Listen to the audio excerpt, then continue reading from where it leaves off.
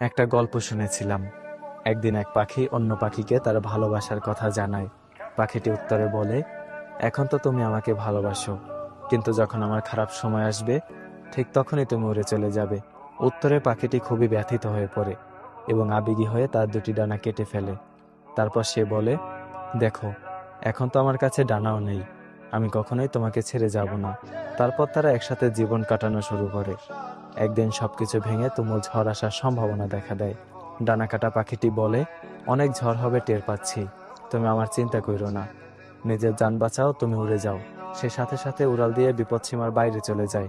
পরক্ষণে জানতে পারে তুফান আর আসেনি। সে আবার সেই পাখিটির কাছে ফেরত যায়। গিয়ে দেখে পাখিটি মারা গেছে, আর তার সাথে একটা চিঠি পায়। সেখানে লেখা ছিল, যদি তুমি উড়ে যাওয়ার আগে শুধু একটিবার আমাকে বলতে, আমি চলে গেলে তোমার কি হবে, তাহলে হয়তো আমি তুফান আসার আগে কখনোই মরতাম না।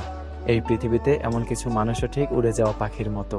তারা চায় তাদেরকে কেউ সবটুকু দিয়ে ভালোবাসুক, আর যখন কেউ বাসে তাকে তার বিনিময়ে দেয় এক সমুদ্র পরিমাণে বেদনা। এই মানুষগুলো ওয়াদা হিসেবে শুনতে চায়, কখনো ছেড়ে যাবে না তো, কখনো বদলে যাবে না তো, অথচ একটা সময় পর এরাই ছেড়ে চলে যায়।